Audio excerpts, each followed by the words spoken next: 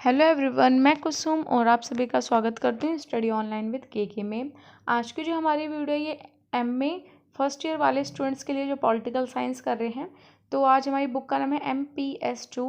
इसमें आपको important question with answer बताने वाली हूँ और इसके लिए कमेंट आ रहा था बहुत दिन से स्टूडेंट का, तो मैंने इसके ऊपर अब वीडियो बना रही हूँ। तो चलिए आज की वीडियो को हम स्टार्ट करते हैं। फर्स्ट क्वेश्चन है ग्लोबलाइजेशन। ग्लोबलाइज को परिभाषित कीजिए और वैश्वीकरण से इसका क्या भेद है। तो ग्लोबलाइज और वैश्वीकरण के बीच में जो अंतर है वो बताना है।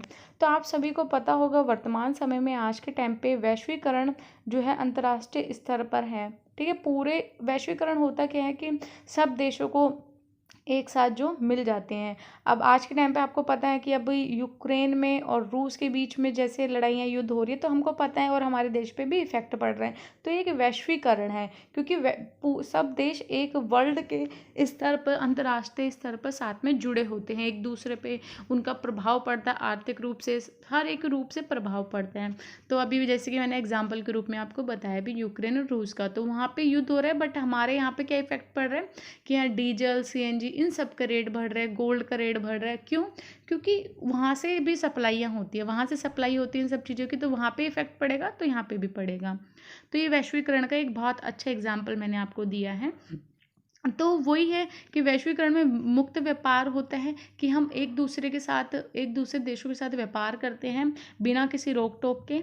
ठीक है, आयात करते हैं, निर्यात करते हैं। और इससे क्या होता है कि इसमें बहुत सारे ऐसे पदार्थ भी होते हैं जो आदान प्रदान हो जाते हैं और जो पर्यावरण की संरक्षण को लेकर समस्या उत्पन्न करते हैं, जैसे कि आतंक। अब वैश्वीकरण के कारण और भी चीज़ें जो जो हम प्रॉब्लम फेस कर रहे हो, क्या आतंकवाद, परमाणु युद्ध जो अभी आप देख ही रहे होगे, नस्ली, ये सब चीज़ें हम फेस कर रहे हैं जिससे कि पर्यावरण को बहुत ज़्यादा नुकसान पहुंच रहा है। अब अभी रूस यूक्रेन में युद्ध हो रहा है तो पर्यावरण को नुकसान उनको ही थोड़ी पहुंचेगा। जो पूरा वायुमंडल है, पूरा जो अंतरिक्ष है, वो तो सबके लिए एक ही है ना, अलग अलग तो नहीं है। तो वहाँ पे इतना पॉल्यूशन, इतना सब हो रहा है, पर्यावरण को नुकसान हो रहा है, तो जाहिर सी बात है यहाँ पे भी इम्पैक्ट पड़ेगा उसका। तो वैश्वीकरण से क्या होता है कि एक देश को कोई हानि पहुंचती है या फिर एक देश किसी चीज़ को हानि पहुंचाता है पर्यावरण को, तो सबको ही उसमें इंक्लूड हो जाते हैं, उन सबको उसकी भरपाई करनी पड़ती है। तो ये सब चीज़ें इसमें बताई गई है। बाकी ये बहुत इंपॉर्टेंट और बहुत अच्छा है क्वेश्चन और ईजी भी है। और देखिए वैश्वीकरण के कारण क्या हुआ, जो देश अमीर है वो और ज़्यादा अमीर हो रहा है और जो देश गरीब है वो गरीब होता ही जा रहा है। क्योंकि वैश्वीकरण में क्या होता है, उन देशों का ज़्यादा बोलबाला होता है जो अमीर देश होता है, क्योंकि वो अपनी नीतियाँ अपने अकॉर्डिंग रूल रेगुलेशन बनाते हैं और उसके अकॉर्डिंग जो गरीब देश होते हैं वो चलते भी हैं। तो इसलिए अमीर देश अमीर होता जाता है, गरीब देश बहुत ज़्यादा गरीब होता जाता है। बाकी आप इसमें से पोज करके पढ़ लेना, मैं आपको ओवरऑल समझा रही हूँ कि इसके अंदर क्या चीज़ें बताई गई हैं। अब जैसे कि संयुक्त राष्ट्र अमेरिका की इसमें बात की जा रही है, क्यों? अगर वो अपनी जो मुद्रा है, जो उनकी करेंसी है डॉलर, उसमें कोई भी परिवर्तन लाते हैं तो सब देशों को उसका प्रभाव झेलना पड़ता है, उसका पालन करना पड़ता है। ठीक है, ये तो आपको पता ही होगा। तो वही सब चीज़ें इसमें बता रहे हैं। तो बस ये इसमें यही सब चीज़ें, बहुराष्ट्रीय निगम बहुत सारे बन गए, बहुराष्ट्रीय कंपनियां जो हैं अब आपको देखने को मिलेंगी। ठीक है, अंतर्राष्ट्रीय कंपनियां, बहुराष्ट्रीय कंपनियां वैश्वीकरण के कारण ही आई है। तो वैश्वीकरण के कुछ लाभ हैं परंतु बहुत ज़्यादा नुकसान भी हैं जो हम देख सकते हैं। वैश्वीकरण में एक और चीज़ होता है कि आप अपने देश की जो का वो होते हैं, काम होते हैं, उसके भी बाहर वाले देशों के बहुत इंटरफेयर करते हैं। बाहर वाले देश, जैसे कि अभी हमारे देश में कोई प्रॉब्लम या कुछ आएगी तो बाहर वाले देश उसमें इंटरफेयर करने लग जाते हैं, उससे बोलने लग जाते हैं। तो ये इसके खराब जो वो हैं वो देख सकते हैं आप, हानियाँ। और क्या है कि आप अपने देश की जो सीमाएं होती हैं उसको सुरक्षित करना थोड़ा कठिन हो जाता है। इसमें बहुत सारी चीज़ें इसमें फेस करनी पड़ती है, तो वो सब चीज़ें इसमें बताई गई हैं। बाकी आप पोस्ट करके पढ़ लेना। वैसे मैंने सभी समझा दिए आपको शॉर्ट में, वही आपको जो अभी पढ़ोगे तो वही सब पढ़ोगे जो मैंने आपको समझाया है अभी। तो आप इसको पोस्ट करके पढ़ लेना। निर्भरता का सिद्धांत इसमें बताना है कि निर्भरता क्या होती है। आपको पता होगा कि हम किसी देश पे या किसी पे भी जब हम आर्थिक सामाजिक रूप से निर्भर होते हैं वो निर्भरता कहलाती है। अब जैसे कि इसमें एक वो बताया गया कि निर्भरता सिद्धांत की उत्पत्ति किसी देश, सामाजिक, आर्थिक, राजनीतिक संरचनाओं और औपनिवेशिक के प्रभाव के अध्ययन से होती है। जब हम किसी औपनिवेशिक का प्रभाव पड़ता है हमारे देश के ऊपर, राजनीतिक, आर्थिक, किसी भी रूप से हम जब औपनिवेशिक हो जाते हैं, किसी देश के हमारे ऊपर औपनिवेश हो जाता है, तो हम फिर निर्भर हो जाते हैं, उस अधीन हो जाते हैं। हमारे ऊपर ब्रिटिश शासन जब आया था, ब्रिटिश ने जब हमको हमारे ऊपर कब्जा किया था, तो हम उन पे निर्भर हो गए थे पूर्ण रूप से, क्योंकि उन्होंने हमारी सब चीज़ पे कब्जा कर लिया था। तो हम फिर वो जैसा चाहेंगे वैसे ही हम करेंगे, वो जैसे परिवर्तन करेंगे वैसे ही परिवर्तन हमको झेलने पड़ेंगे। तो वो सब चीज़ें इसमें बताई गई हैं। और इसमें ये भी है कि इस प्रकार निर्भरता सिद्धांत निम्नलिखित के विकसित देशों के आंतरिक परिवर्तन के विश्लेषण करता है। तो निर्भरता जो है, ये विकसित जो देश होते हैं वो ही निर्भर करते हैं, वो जैसा परिवर्तन चाहते हैं वैसा परिवर्तन होता है। क्योंकि कभी भी कोई अमीर देश ही तो गरीब देश पे कब्जा करेगा, गरीब देश तो अमीर देश पे कर ही नहीं सकता। तो विकसित देश ये सब चीज़ें करते हैं इसमें, और उन्हों के कारण ही ये सब चीज़ें होते हैं। अब यहाँ पे एग्जाम्पल दिया गया इसके विकास में लैटिन अमेरिका के विद्वानों तथा अफ्रीका के समाज वैज्ञानिकों का महत्वपूर्ण योगदान है। उन्होंने इसके ऊपर बहुत उनका महत्वपूर्ण योगदान इसलिए है क्योंकि उन्होंने इसके बारे में लिखा है और बताया भी है। क्योंकि आपको पता है लैटिन अमेरिका, दक्षिण अफ्रीका, ये बहुत गरीब देशों में से हैं, क्योंकि इनके ऊपर भी बहुत शोषण हुआ है और बहुत लेट ये आज़ाद हुए हैं। तो अभी भी यहाँ पे बहुत गरीबी है, तो इसलिए उन्हों का पॉइंट ऑफ व्यू जानना भी बहुत ज़्यादा ज़रूरी है, क्योंकि वो अल्प विकसित देश हैं। ठीक है, वहाँ पे जैसे कि हमारे देश में तो इतनी गरीबी नहीं है जितनी वहाँ पे गरीबी है। वहाँ पर ठीक से लोगों को खाने को नहीं मिलता, सही से पानी नहीं मिलता, बहुत ज़्यादा प्रॉब्लम फेस करनी पड़ती है। अब निर्भरता के तर्क जो हैं वो हम पढ़ लेते हैं। मूल तर्क क्या है इसमें कि निर्भरता सिद्धांतवादी तीसरी दुनिया के देशों में निम्नलिखित विकास स्थिति की व्याख्या सामाजिक आर्थिक प्रक्रिया के संबंध में करते हैं जो उन देशों को विकसित देशों के साथ जोड़ती है। देखिए, तीसरी आज के टाइम की बात करें, तीसरी दुनिया की बात करें, आज के टाइम की बात हो रही है कि इसमें हम सामाजिक आर्थिक रूप से एक दूसरे के साथ तो संबंध हम बनाए ही रखे हैं, एक दूसरे पे तो विकसित डिपेंड है ही। क्योंकि जो विकसित देश होते हैं उसके साथ हम ज़्यादा जोड़ते हैं, क्योंकि जो विकसित देश है वही तो गरीब देशों की सहायता करेगा, तो हम निर्भर है उनके ऊपर बहुत सारे रूप से। क्योंकि जो अल्प विकसित देश होते हैं वो जो विकसित देश होते हैं उनमें निर्भर रहते हैं, क्योंकि वही हमारी हेल्प करेंगे। अगर हमको कोई भी प्रॉब्लम होगी तो वो हमें सेवा प्रदान करेंगे, ऋण देंगे, ठीक है, ये सब चीज़ देंगे। फ्री में कुछ नहीं देते, पैसों में ही देते हैं, बट ये कि हेल्प ही मानी जाती है। और फिर विकसित देश जो होते हैं उनका वर्चस्व आ जाता है, क्योंकि वो गरीब। एक एग्जांपल और देती हूँ। अब जैसे कि चीन है, उसने पाकिस्तान को हेल्प करता है, ठीक है, पैसों में हेल्प किया, बहुत ज़्यादा ऋण दे रखा है। तो इससे अब क्या होगा कि पाकिस्तान का वर्चस्व चीन का वर्चस्व पाकिस्तान पे हो रखा है, ठीक है। चीन जैसे बोलता है पाकिस्तान वैसे ही करता है, तो वो उसका अपने तरीके से अपने फ़ायदे के लिए कैसे भी यूज़ कर सकता है पाकिस्तान का, क्योंकि उसने उससे उधार ले रखा है पैसा, ठीक है। तो वही चीज़ है कि जो विकसित देश होता है फिर उनका वर्चस्व हो जाता है, क्योंकि फिर जो गरीब देश है वो तो उसके आगे बोल ही नहीं सकता, क्योंकि उसने तो पैसे उधार ले रखे, कैसे उसको बोलेगा कुछ भी। तो उसकी हर एक चीज़ में उसको हाँ में हाँ भरनी पड़ती है, ठीक है। बाहरी निर्भरता कैसे होती है कि हम एक दूसरे देश के साथ निर्भर ऐसे होते हैं जैसे सैन्य रूप से, हम अपनी सैन्य रूप से निर्भर होते हैं ना, कि सामने वाला देश हम पे आक्रमण ना करे, हम उस पर ना आक्रमण करें। तो सैन्य रूप से होते हैं, पूंजी रूप से होते हैं, जो हम व्यापार करते हैं, अंतर्राष्ट्रीय व्यापार होते हैं अपने देश को विकसित करने के लिए, अर्थव्यवस्था को अच्छी करने के लिए हम बाहरी रूप से निर्भर रहते हैं। और फिर आत्मनिर्भरता क्या होती है? आत्मनिर्भरता जैसे कि हम खुद अपने देश को कैसे अच्छा रख सकते हैं, कैसे हम खुद निर्भर रह सकते हैं कि बाहर से कोई आक्रमण ना कर दे, तो आत्मनिर्भरता हुई हमारी। बाहरी निर्भरता तो अर्थव्यवस्था में हुई, क्योंकि हम बाहर से एक दूसरे के साथ व्यापार करते, तो ये बाहरी निर्भरता हुई। आत्मनिर्भरता कि हम अपने कैसे देश के सैनिक को कैसे हमारे समाज को स्ट्रॉन्ग कर सके, ठीक है। और आत्मनिर्भर भी हम एक दूसरे देश के साथ होते हैं। तो इसमें नकारात्मक सकारात्मक प्रभाव बताए गए हैं, आप इसको पढ़ लेना, पोस्ट करके पढ़ लेना, बहुत ईजी है, मैंने शॉर्ट में आपको समझा दिया है। आई होप आपको ये समझ आया होगा। नारी सत्ता को कैसे परिभाषित करते हैं? जो नारी सत्ता है उसको कैसे परिभाषित करते हैं? राज्य की भूमिकाओं को कैसे रेखांकित करिए, जो राज्य की भूमिका है उसके बारे में। देखिए, नारी सत्ता नारीवादी चिंतन के अनुसार महिलाओं के अधीनता मोटे तौर पर स्त्री पुरुष के बीच जैविक अंतर के आधार पर सही ठहराया जाता है। देखिए, आपको पता होगा, एक चीज़ बताती हूँ, नारी की अब इसमें बात हो रही है, नारी सत्ता की, तो आपको ये चीज़ पता होगी कि नारी के हाथ में सत्ता आज भी बहुत कम है। पहले तो थी नहीं, आज है, बट उतनी नहीं है जितनी पुरुषों के पास है, ठीक है। आपने बहुत ज़्यादा भेदभाव देखा होगा, आप किसी सरकारी नौकरी पे चल जाइए, पुरुष ज़्यादा मिलेंगे, स्त्रियों के अकॉर्डिंग। आप कभी वोट देते हैं तो वोट में स्त्रियों को कम वैल्यू दी जाती है, पुरुषों को ज़्यादा वैल्यू दी जाती है।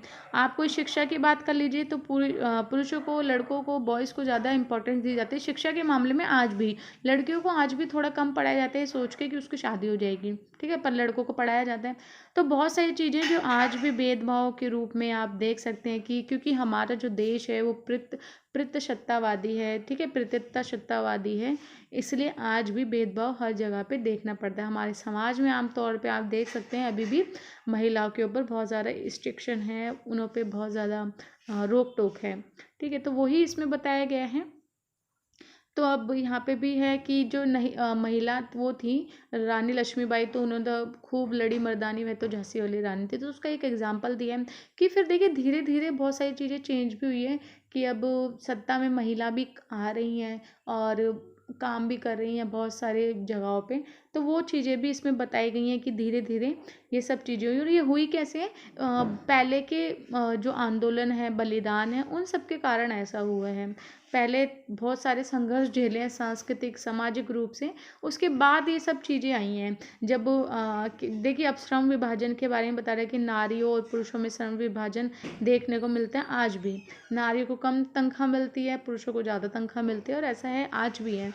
तो बहुत सारी चीज़ें इसमें बताई गई हैं कि कैसे नारियों का शोषण होता है, ठीक है। तो आप इसको पोस्ट करके पढ़ सकते हैं, इजी टॉपिक है नारी के ऊपर, तो आप बहुत सारा बना के भी लिख सकते हैं अगर एक बार पढ़ लेंगे तो। और आप मेरे को आप मेरे को कमेंट कर देना अगर आपको किस और सब्जेक्ट के ऊपर वीडियो चाहिए, एमए के ऊपर या जिस भी सब्जेक्ट के ऊपर आपको चाहिए, आप मेरे को कमेंट कर देना, सब्जेक्ट कोड लिख के भेज देना, तो मैं उस पर वीडियो बना दूँगी। और यहाँ पे आप देख सकते हैं लैंगिक जो असमानता उसके ऊपर बता रहे हैं कि लैंगिक असमानता जो होती है, ठीक है, लिंग पहचानने के आज भी ऐसा होता है, बट अभी तो बंद हो चुका है कि आप लिंग पहचान नहीं कर सकते हैं, पहले भ्रूण हत्या नहीं कर सकते हैं, बट पहले बहुत होता था ऐसे। तो वो सब चीज़ें उसमें बताएंगे, पहले के टाइम की बातें इसमें है, तो आप इसको पढ़ सकते हैं, बहुत ईजी चीज़ें इसमें बताई गई हैं। तो फिर मैं आपको आगे क्वेश्चंस और बताती हूँ। राज्य महिलावादी विचार, कि राज्य के ऊपर महिला के क्या विचार हैं। उनके अनुसार जो पुरुष प्रधान देश हैं उसको हटाना चाहिए, उसकी जो हिमायत है वो नहीं करते, वो हटाने की बात करते हैं उसको। और बल प्रयोग जो अनिवार्य रहता है उसको भी हटाने की बात कीजिए। पुरुष प्रधान क्यों है, क्योंकि वो बल प्रयोग करते हैं अपना, इसलिए ऐसा है। तो वो इससे बिल्कुल विरोध करते हैं, पूंजीवादी जो देश है वो पुरुष प्रधान को ही ज़्यादा इम्पोर्टेंस देते हैं। तो वो सब चीज़ें इसमें बताई गई हैं। तो आप मेरे को व्हाट्सअप कर देना अगर आपको पीडीएफ लेनी हो इसकी, तो पीडीएफ के कुछ चार्ज होंगे, बट तो आप व्हाट्सअप कर देना आपको किसी भी सब्जेक्ट की अगर पीडीएफ चाहिए। और वीडियोस चाहिए तो वीडियो के लिए मेरे को कमेंट ज़रूर कर देना कि आपको किस सब्जेक्ट के ऊपर वीडियो और चाहिए आगे। और अगर आपको वीडियो अच्छी लगी हो तो प्लीज़ इसको लाइक शेयर सब्सक्राइब भी ज़रूर करना। अभी आगे और भी हैं क्वेश्चंस, तो देखिए अभी मैं एक वीडियो बना रही हूँ MPS 2 के ऊपर, 3 पीडीएफ है मेरे पास, तो 3 वीडियो मेरे को बनानी पड़ेंगी। तो अभी एक ये है, बाकी जैसे टाइम मिलेगा मैं बना दूंगी, बट आप पीडीएफ लेके उन बाकी क्वेश्चन को भी कवर कर सकते हैं। और जो क्वेश्चन आपको लेंथी लगे आप उसको शॉर्ट कर सकते हैं अपने अकॉर्डिंग, क्योंकि इतना लंबा तो आप लिख के आओगे नहीं एग्जाम में। बट ये है कि 20 मार्क्स का एग्जाम होता है फर्स्ट ईयर में, MA फर्स्ट ईयर में 20 मार्क्स का होता है, सेकंड ईयर में 50 मार्क्स का होता है। तो 20 मार्क्स के अकॉर्डिंग आपको ज़्यादा उसमें वैसे लिखना पड़ेगा, तो इसलिए आप इसको ज़्यादा भी कर सकते हैं। बट ये है कि पॉइंट वहाँ पे याद कर लेना कि ये जो पैराग्राफ में दे रखा है इसको पॉइंट बना लो, और पॉइंट करके वहाँ एक्सप्लेन करोगे तो लेंथी बनेगा आपका आंसर। वैश्विक पर्यावरण संकट, विश्व पर्यावरण संकट के ऊपर उत्तरी दक्षिणी विभाजन के ऊपर इसमें पूछा गया है। देखिए अंतर्राष्ट्रीय स्तर पे पर्यावरण संकट आपको पता ही होगा कि कितना ज़्यादा है, पर्यावरण को बहुत बड़ा संकट है। और वो किस लिए है, औद्योगिकरण जैसे आया है, मशीनीकरण जैसे आया है, उसकी वजह से ही ये सब हुआ है अंतर्राष्ट्रीय स्तर पे। तो जो उत्तरी दक्षिणी विभाजन भी है वो इसलिए है क्योंकि कुछ जो लोग होते हैं वो उन्होंने बहुत ज़्यादा प्रदूषण फैलाया है, बहुत ज़्यादा पर्यावरण को नुकसान पहुंचाया है। बट कुछ ऐसे देश हैं जो पर्यावरण को नुकसान उन्होंने इतना ज़्यादा नहीं पहुंचाया। जैसे कि मैं एक एग्जांपल देती हूँ, आप पश्चिमी देशों की अगर हम बात करते हैं तो वो इतने विकसित देश हैं, उन्होंने पर्यावरण को बहुत ज़्यादा नुकसान पहुंचाया है, ठीक है। उन्होंने बहुत सारी टेक्नोलॉजी का यूज़ किया, इतनी सारी टेक्नोलॉजी बनाई है, उन्होंने परमाणु बम परीक्षण किए हैं, सब चीज़ किए हैं और पर्यावरण को नुकसान पहुँचाया। बट जैसे विकासशील देश जो होते हैं, विकसित देश जो होते हैं, सॉरी, विकासशील देश जो हैं वो अपना विकास कर ही रहे हैं, तो उन्होंने इतना तो प्रदूषण या फिर इतना पर्यावरण को नुकसान नहीं पहुंचाया, पर वो भरपाई तो वो भी कर रहे हैं। तो वो इसमें बताया गया है कि किस प्रकार से जो दक्षिणी देश है वो दक्षिणी, सॉरी, यहाँ पे देखिए, यहाँ से मैं पढ़ देती हूँ। अंतर्राष्ट्रीय पर्यावरण संकट विश्व के औद्योगिक राष्ट्र उत्तर की देन है। जो उत्तर के देश हैं, जो मैं पश्चिमी वाले बता रही हूँ, जिसके अमेरिका, ब्रिटेन, तो उत्तर के जो देश हैं उन्हों की देन है ये जो औद्योगिकरण है। तो औद्योगिकरण के कारण पर्यावरण को बहुत सारी प्रॉब्लम फेस हुई है और हम भी फेस कर रहे हैं। फिर यहाँ मतलब भूमंडलीय पर्यावरण को दूषित बनाने के लिए विभिन्न देशों की बढ़ती जनसंख्या उत्तरदायी है। जैसे कि देश की जो जनसंख्या वो भी उसके लिए उत्तरदायी है, क्योंकि जनसंख्या बढ़ेगी तो पर्यावरण का ह्रास होगा, पेड़ पौधे कटेंगे, ज़रूरतें बढ़ेंगी, खनन जो है वो ज़्यादा यूज़ होंगे, तो उससे भी पर्यावरण को बहुत ज़्यादा नुकसान होता है। दूसरी तरफ जो विकासशील देश हैं, जैसे कि दक्षिण के देश, हमारे जो देश हैं जो नीचे की साइड आते हैं, आपके भारत और बांग्लादेश, पाकिस्तान, नेपाल, भूटान, ये जितने भी देश आते हैं दक्षिण की तरफ जो आते हैं, वो विकसित देशों का व्यापार, अंतर्राष्ट्रीय प्रौद्योगिकी ज्ञान इत्यादि नीतियों के पर्यावरणों को विनाश के उत्तरदायित्व ठहराते हैं। मतलब कि ये दोनों एक दूसरे को ठहराते हैं कि आपने प्रदूषण फैलाया, वो कहते हैं आप फैला रहे हैं, आप पर्यावरण को संकट में डाल रहे हैं, वो कहते हैं आप। तो ये से भी चलता रहता है, ठीक है। तो फिर विकासशील देशों ने उत्तर के लोगों के साथ विकसित देशों ने उत्तर के देशों के साथ विकासशील राष्ट्र दक्षिण के देशों के बीच चौड़ी खाई जो है उत्पन्न कर दी है। ऐसा क्यों है? क्योंकि देखिए, जो देश विकसित हो चुका है उस देश ने बहुत सारा प्रदूषण फैलाया होगा, पर्यावरण को संकट में डाला होगा। अब जो विकासशील देश हैं, जो अपना विकास कर रहे हैं, तो अब उन्हों के ऊपर स्टॉप कर दिया गया है कि आप पर्यावरण को नुकसान ना पहुंचाओ। तो जिससे क्या होता है कि दोनों के बीच में बहुत बड़ी खाई आ गई है, क्योंकि वो तो पहले से अमीर हो गया, ये वाला देश गरीब रह गया, तो इस देश को भी अमीर होने के लिए पर्यावरण को संकट में डालना पड़ेगा। बट अब वो ऐसा कर नहीं सकता, क्योंकि इस पर रोक लगाने की बात होती है कि पर्यावरण को दूषित ना, तो इसलिए जो अमीर होने, जो देश गरीब है उसको अमीर होना है, तो वो अब अपने अमीर नहीं हो पाएगा। तो दोनों देशों के बीच में अब खाई तो उत्पन्न हो ही गई है, क्योंकि वो अब ऐसी टेक्नोलॉजी नहीं बना पाएगा, ना कुछ कर पाएगा। तो ये पर्यावरण को सुरक्षित रखना है।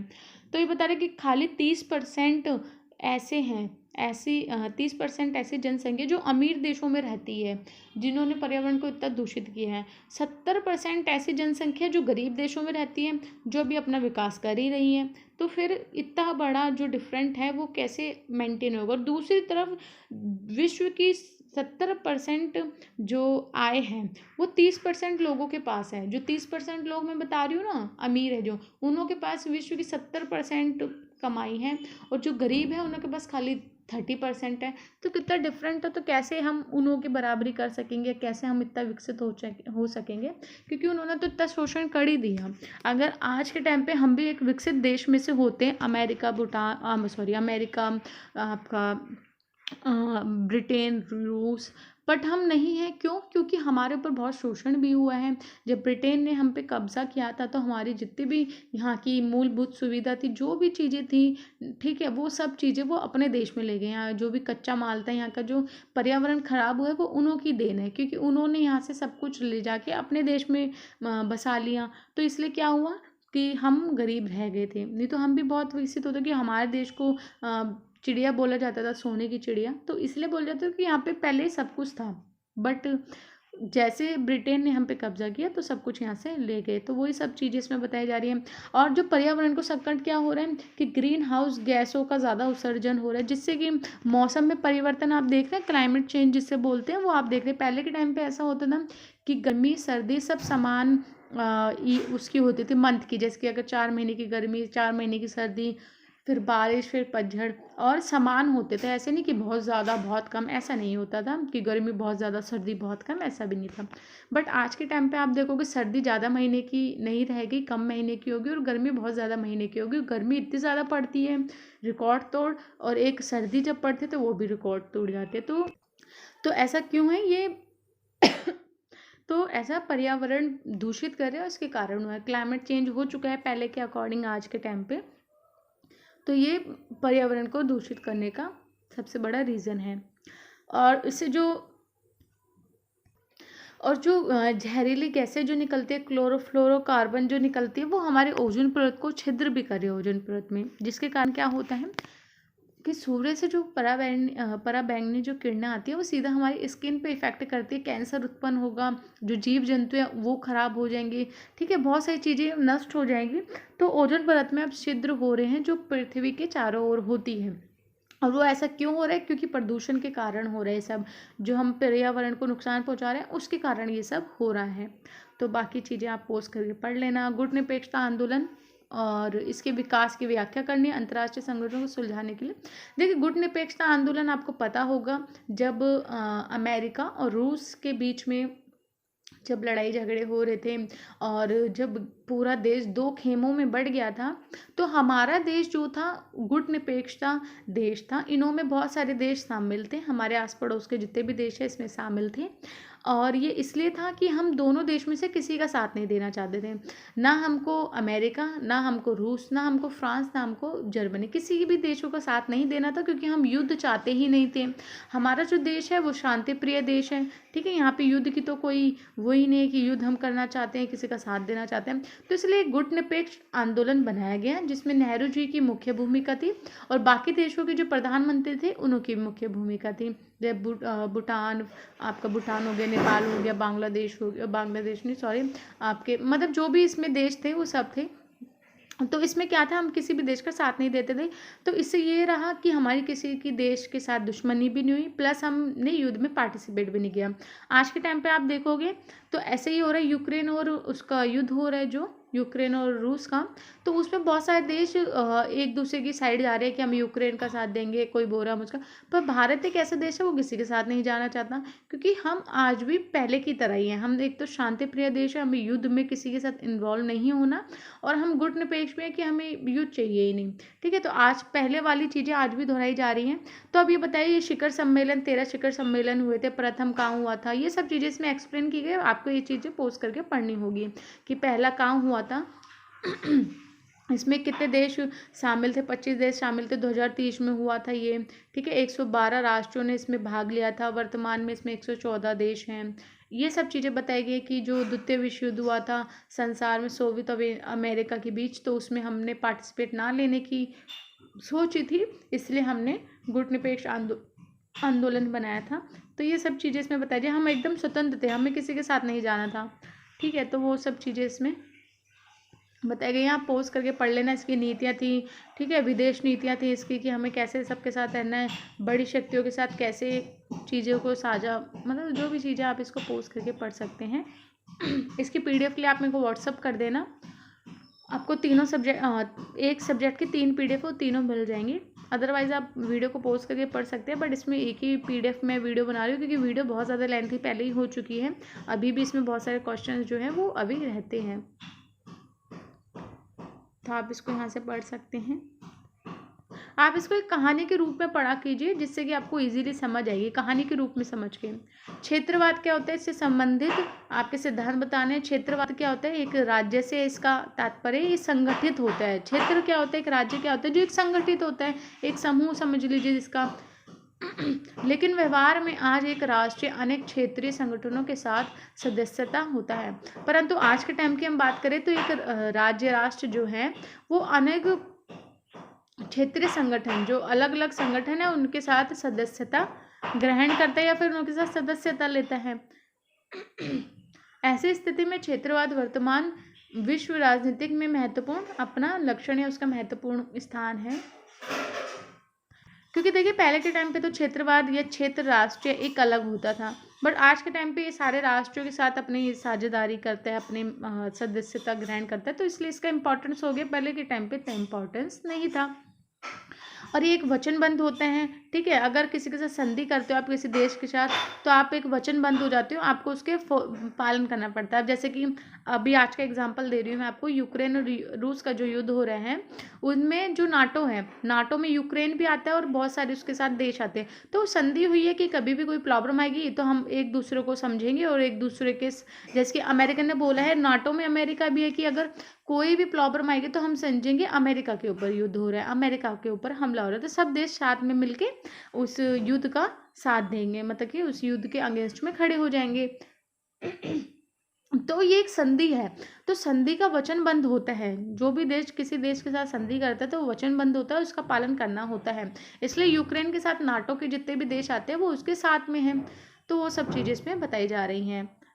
जैसे कि आपको पता होगा, यूक्रेन के ऊपर हमला हो रहा था, नाटो में जितने भी देश हैं उन्होंने जो रूस के जो आर्थिक व्यापार करते हैं उन सबको बंद कर दिया है। बहुत सारी चीज़ें हो रही है जो, इसलिए ये संधि होती हैं जो इम्पॉर्टेंट होती हैं, आप वचनबद्ध रहते हो। अब इसमें फिर वो ये चीज़ें बताई जा रही है कि कैसे कैसे जैसे कि दक्षिण साउथ एशिया में जो पाकिस्तान है और भारत है उनके बीच में भी कुछ संधियाँ हुई हैं जिससे कि उन्हों को पालन करना पड़ेगा, बट वो एक दूसरे के विरोधी भी हैं। तो वो सब चीज़ें इसमें बताई गई हैं। बाकी आप पोस्ट करके पढ़ लेना। क्षेत्रवाद में यथार्थवादी दृष्टिकोण बताया है अब इसमें कि क्षेत्रवाद में यथार्थवादी दृष्टिकोण क्या बात करते हैं। यथार्थवादी जो दृष्टिकोण है वो बोलते हैं कि विश्वासवाद मतलब कि विश्वासवाद पे बहुत वो करते हैं कि विश्वास होने चाहिए एक देश का दूसरे देश के ऊपर, ठीक है। और जल्दबाजी में हमको भावनात्मक रूप से किसी के ऊपर या कोई भी निष्कर्ष या परिणाम नहीं निकालना चाहिए, कि हम भावना के रूप से नहीं सोचना चाहिए, अपने तर्क संगत के ऊपर सोचनी चाहिए सब बातों को।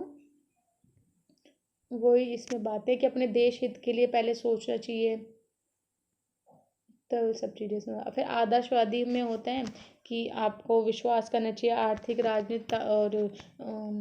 आर्थिक राजनीतिक सामाजिक रूप से एक दूसरे पे विश्वास रखना चाहिए, व्यापार में साझा करना चाहिए, पारस्परिक संबंध अच्छे होने चाहिए।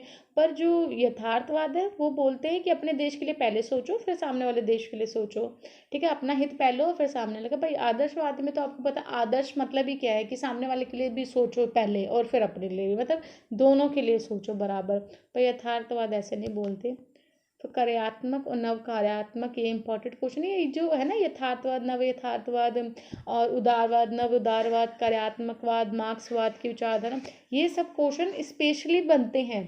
आपको फर्स्ट क्वेश्चन सेकंड क्वेश्चन देखने को मिलेंगे ऐसे, तो ऐसे क्वेश्चन को भी आप ज़रूर करके जाना।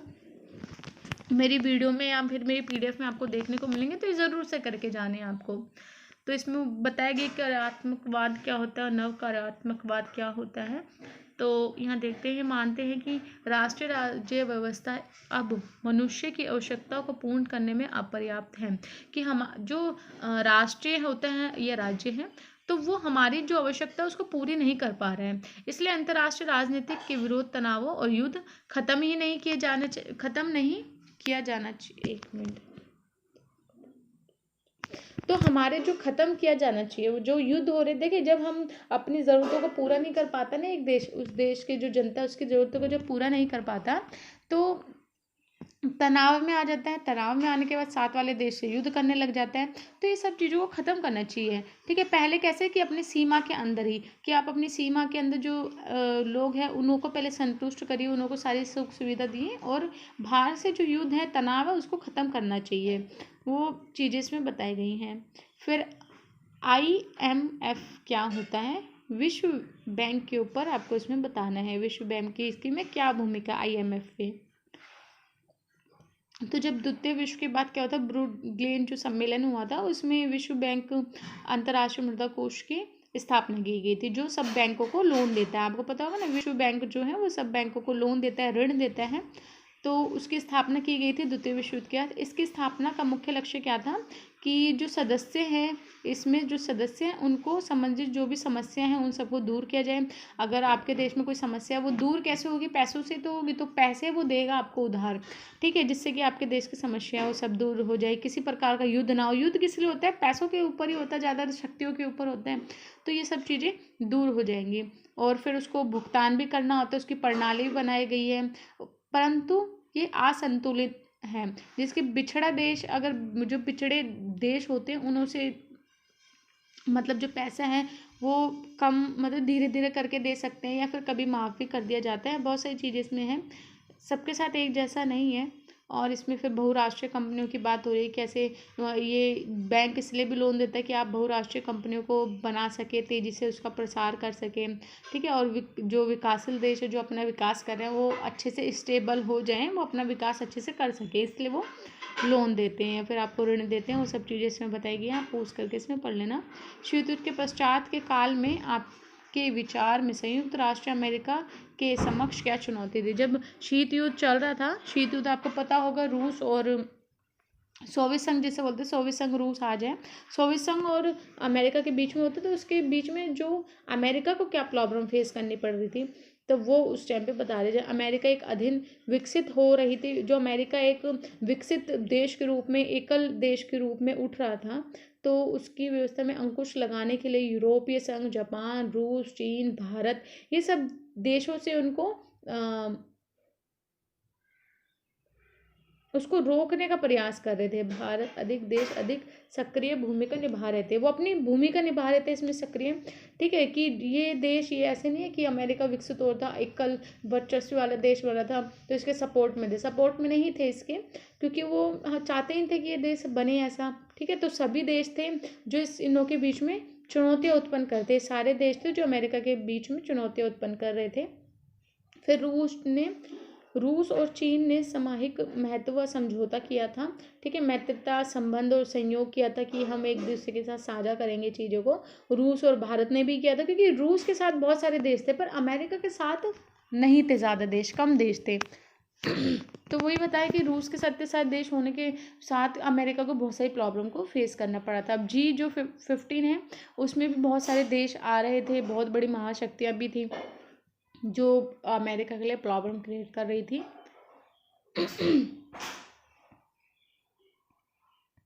बाकी शीत युद्ध का तो आपको पता ही होगा, शीत युद्ध के बारे में अमेरिका के बीच में क्या क्या चीज़ें थी, वो सब चीज़ें आपको इसमें पढ़नी है।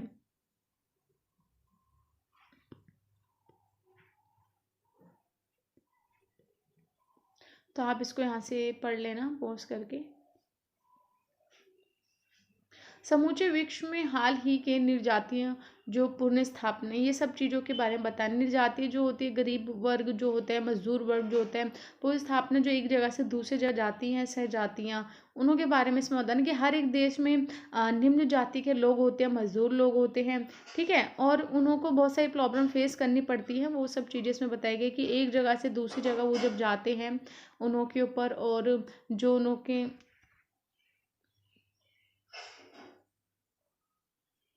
अभी बता रहे कितनी से जातियाँ हैं, कितनी गैर जाति हैं, वो सब चीज़ें इसमें बताई गई हैं।